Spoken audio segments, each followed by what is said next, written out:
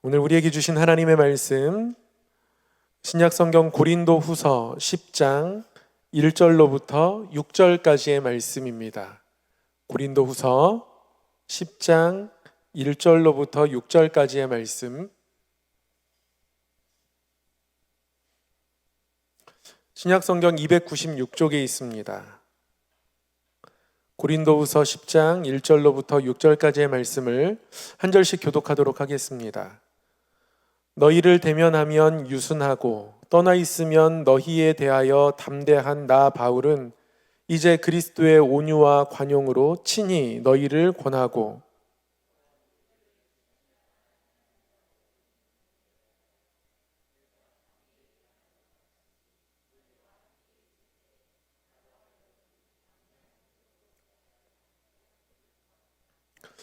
우리가 육신으로 행하나 육신에 따라 싸우지 아니하노니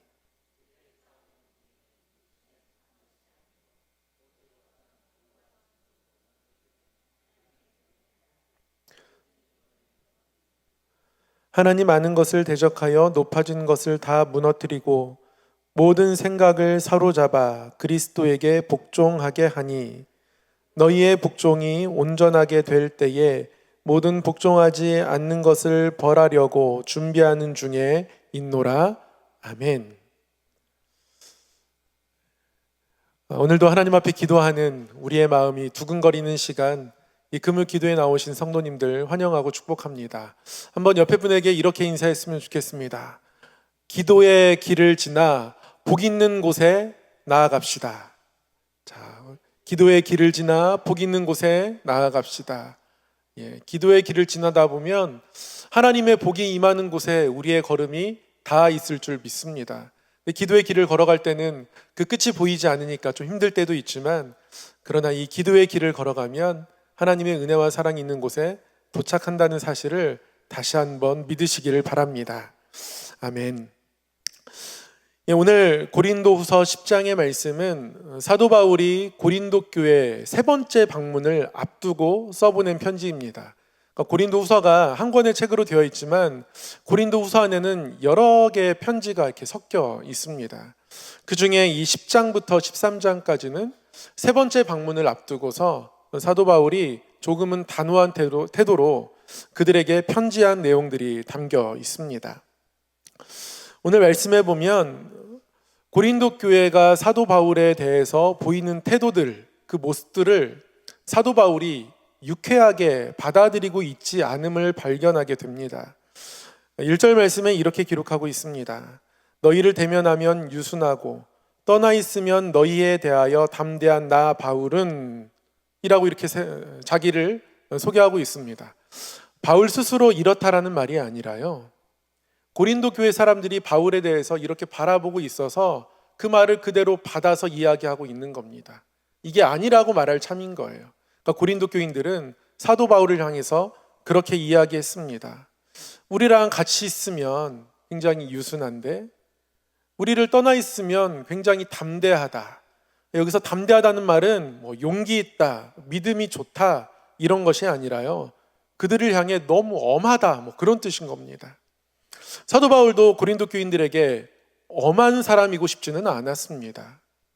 그러나 그들의 삶의 모습이, 또 믿음의 모습이 하나님을 떠나고 여러 번 권면해도 고쳐지지 않을 때, 회개하지 않을 때 사도 바울은 그들에게 엄하게 훈계할 수밖에 없는 것이죠. 사도 바울이 엄하게 훈계하는 것을 즐겨하는 사람은 아닙니다. 2절 끝에서도요, 이렇게 말씀하고 있죠.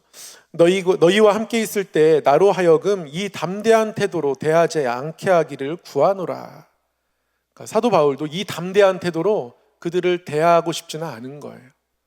나도 그러고 싶지 않다라고 오늘 말씀에서 분명히 밝히고 있습니다. 그럼에도 불구하고 고린도 교회는 사도 바울을 향해서 우리를 떠나 있을 때는 왜 이렇게 엄격해지는지 모르겠다, 그렇게 사도 바울을 규정하고 있습니다. 사실 사도 바울이 그들과 함께 있을 때 유순하고 그들을 떠나 있을 때 좀 엄해지게 된 이유는 순전히 고린도 교인들 그들에게 있습니다. 사도 바울이 성격이 그런 것이 아니라요, 사도 바울이 엄하게 훈계하는 것을 즐겨서 그런 것이 아니라요, 고린도 교인들이요. 사도 바울과 함께 있을 때는 사도 바울의 가르침을 받아서, 말씀을 그대로 받아서 그대로 잘 순종하는 거예요. 예수 그리스도의 온유와 관용으로 서로 섬기고 아껴주고 사랑하고 성경 공부도 열심히 하고. 그런데 사도 바울이 없어지면, 그 교회를 떠나 있으면 그들의 마음이 바뀝니다. 고린도 교회는 지식인들이 너무 많았어요.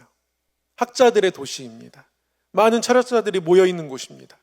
그러다 보니까 그들의 지식이 점점 쌓여가고, 그들의 지식을 가지고 내가 맞다 네가 맞다 편 가르기도 하고, 그래서 분열을 겪기도 하고, 은사 있는 사람은 은사를 강조하고 지식 있는 사람은 지식을 강조하고, 여러 가지 모습으로 사랑의 공동체를 이루지 못하는 모습을 보였기에 사도 바울이 떠나 있는 그 순간에는 다시 그들의 소식을 들으면서 그들에게 엄하게 훈계할 수밖에 없는 상황이었던 거죠. 그러니 고린도 교회가 하나님 앞에 가져야 할 바른 모습이 무엇이겠습니까? 사도 바울이 우리와 함께 있을 때는 유순한데, 온유한데, 참 따뜻한데, 우리를 떠나 있으면 우리에게 편지 보내는 내용 보면 참 그렇지 않다, 너무 엄하다, 말이 심하다, 이렇게 사도 바울에 대해서 평가하고 판단할 것이 아니라, 그 평가와 판단의 자체를 사도 바울에게 내밀 것이 아니라 자기 자신에게 내밀었어야죠. 왜 사도 바울이 이렇게 엄하게 얘기하나? 그들 스스로를 돌아보아야 하는 겁니다. 그러나 고린도 교인들은 그렇게 하지 못했습니다. 우리의 삶을 돌아보면 이 고린도 교회의 모습들이 있음을 알 수 있습니다. 벌써 6월 28일입니다. 조금 있으면 한 해 전반기가 끝나요. 전반기가 끝나다 보니까 지난 절반을 돌아보게 됩니다. 절반을 돌아보면서 여러 가지 생각이 들어요.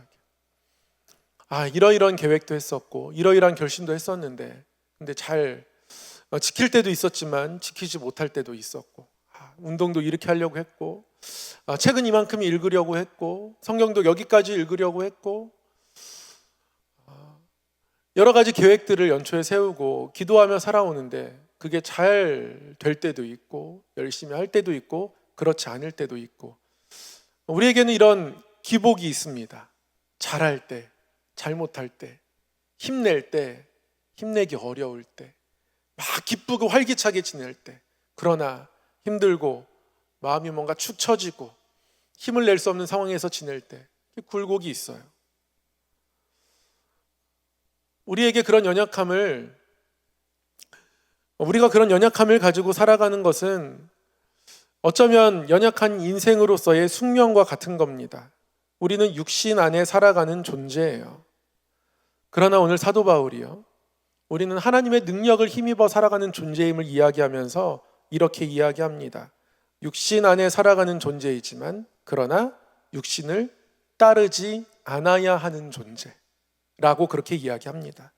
3절 말씀에 이렇게 기록하고 있죠. 우리가 육신으로 행하나 육신에 따라 싸우지 아니하노니. 우리가 육신으로 행한다. 원문으로 보면 우리가 육신 안에서 살아간다. 연약한 인생의 영향 아래에서 살아간다. 사도 바울도 그것을 부인하지 않습니다. 그러니까 우리 안에 연약함이 있을 수밖에 없는 거예요. 그러나 육신에 따라 싸우지 않는다. 하나님을 배제하고 그 육신을 가지고 싸우지 않는다는 거예요. 육신 안에서 살아가다 보면 지식이 우리를 잠식하기도 하고, 세상의 문화가 우리를 잠식하기도 하고, 우리의 감정이 우리를 잠식하기도 합니다. 그래서 주변 상황에, 삶의 문제에, 사람들의 생각에, 가치관이 우리를 흔들어 놓기도 하죠. 그런 존재라는 거예요. 그러나 이것과 싸울 때 우리는 육신을 가지고 싸우는 것이 아니라 무엇을 가지고 싸운다고요? 어떤 견고한 진도 무너뜨리는 하나님의 능력이다. 그러니까 하나님의 능력을 능력으로 바라보았다면, 반대로 고린도 교회에 있는 많은 철학자들의 생각들, 가치관들, 지식들, 그들이 누리는 물질의 풍요함들, 이것들을 그들이 능력으로 바라보지 않았다면 그들이, 사도 바울이 편지로 그들을 훈계해야 할 만큼 담대한 태도, 그 엄한 태도로 그들을 바라볼 일이 그들에게 없었을 거라는 거예요. 그러나 그들이 그렇지 않은 겁니다. 하나님의 능력으로 싸우지 않고 육신을 따라 살아가는 존재들, 그 존재에 머물러 있기에 사도 바울은 그들에게 엄히 권고하는 겁니다. 다시 한번 사도 바울은 고린도 교인들에게, 저와 여러분에게 말씀합니다. 하나님의 능력은 그 어떤 것도 무너뜨릴 수 있는 것이라고. 연약한 인생이기에 우리가 삶의 상황에 휘둘릴 수 있고, 세상의 가치관에 우리가 설득당할 수도 있고, 하나님보다 더 큰 다른 것들이, 물질이, 아니면 우리의 어떤 사회적 지위가 우리에게 능력이 되는 것처럼 우리가 받아들일 수 있지만, 그것의 능력을 바라보지 말고 하나님이 너희의 능력이 되시는 것을 너희가 다시 한번 바라보아라, 그렇게 말씀하고 있는 겁니다. 그것은 모든 이론을 무너뜨리는 힘이 있다. 그리고 그것은 너희의 모든 생각을 다 사로잡아서 그리스도에게 복종하게 한다, 그렇게 말씀하고 있습니다. 하나님의 능력을 힘입어 살아갈 때에 세상의 생각이 우리를 그 생각에 복종시키는 것이 아니라 오히려 세상의 모든 생각들이, 가치관들이 우리에게, 복음에 복종하게 된다, 그렇게 말씀하고 있는 겁니다. 그 하나님의 능력을 다시 한번 붙잡고 살아가라고, 그 능력을 힘입어야, 그 능력을 너희들이 바라봐야 너희들이 다시 하나님 앞에 온전히 복종하게 되어서 내가 너희들에게 담대하게 훈계할 필요가 없는 삶이 될 거라고. 내가 세 번째 방문하면 다시 너희들을 아주 강력하게, 이제는 가치 있는 그 자리에서 너희들을 훈계할 텐데 그럴 일이 없었으면 좋겠다. 그래서 사도 바울이 6절에서 자신의 바람을, 또 하나님의 바람을 말씀을 통해서 저와 여러분에게, 고린도 교회에게 전하고 있죠. 너희의 복종이 온전하게 될 때, 그러니까 우리가 순종하는 모습이 온전하게 될 때가 있다는 거예요. 그런 날들을 우리가 바라보아야 한다는 겁니다. 사랑하는 성도 여러분, 우리의 순종이, 우리의 복종이 온전하게 될 때를 바라보고, 그러한 때를 우리의 삶에 취하기 위해서 하나님의 능력을 사모하는 마음을 품으시기를 바랍니다.